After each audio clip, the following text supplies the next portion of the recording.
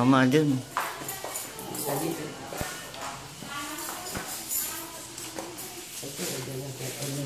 Dito ka na maglilinis ulit. Kaso kada linis niya, pinupok. Sinasabi nila kung dapat niyang gawin. Hindi naman niya kusang. Ito sala. Sala ito. Sala. Tignan mo yung mga ilaw. Mga ilaw. Yun, may ilaw sa gilid. Tapos may ilaw sa gitna. Tapos ito saan ito? Yun. Tapos ito saan ito? Hindi lang, titignan natin kung saan. Saan yun? Saan yung sumindi? Wala. O ito, ayun sa ano? Sa labas ito. Saan yung sumindi? Wala, walang sumindi. Yun. Ito siya. Yan.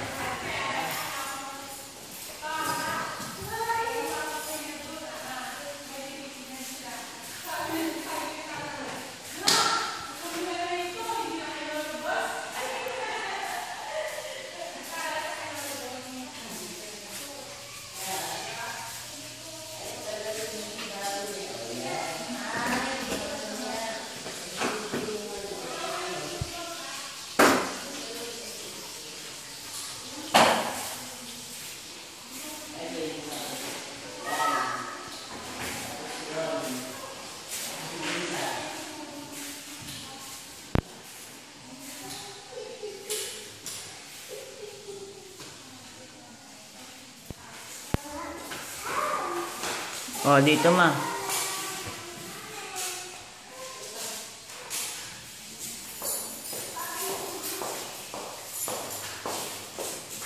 Tapos ito, saan ito? Yan yan na. Pakita niyo muna yung ano. Ay, wala ito. Ayos mo kay kuya yung mga wiring niya. Yan, sa mall to eh. Ilang aircon. Hindi, ayun. Ito lang ang may aircon na kwarto. Pero maliit lang siya. May cabinet. May namulat si Kuya Roy. Hindi na pwede. Oh, sa kabila. Pwede din natin yan yung mga picture nyo dito, sabi. Naka-frame. O, tapos ito yung isang kwarto. Pangalawang kwarto. May CRs too. May CR. CR niya. May bathtub. Pero walang shower. Meron ito dito siguro. Wala. Hindi pagkaan pa, ayos natin din yung shower lang din natin yun eh. Meron naman sa doon. Ang integration dito baka manina ang tubig.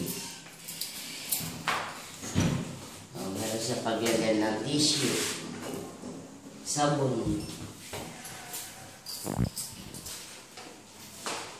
Kaya may panghugas ng pito. Wala na. Sira na.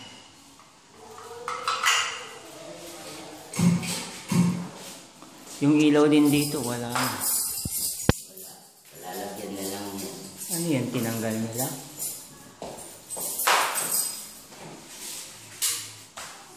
Yan lang yung ilaw. Lang. Yan lang ilaw nila. Accent, gano'n. O baka na tinanggal nila. Eh. Iba yung ano ng kisari niyan eh. Diba, may parang drawing. Nasa kisame, ano lang yan, kahit sa atin pwede yan. Yung sa, ano yun, yung pinakapintura niya na. Diba? Nasa nagpipintura yan eh. Buksan nga natin ito para sa may singaw. Ano lang ito lang.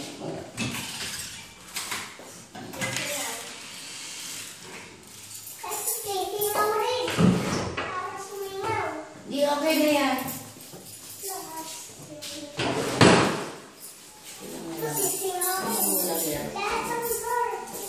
Tataka si Raven.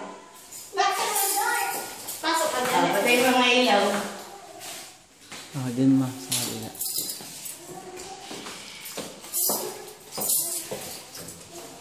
Nakapatay na yung ilaw dyan.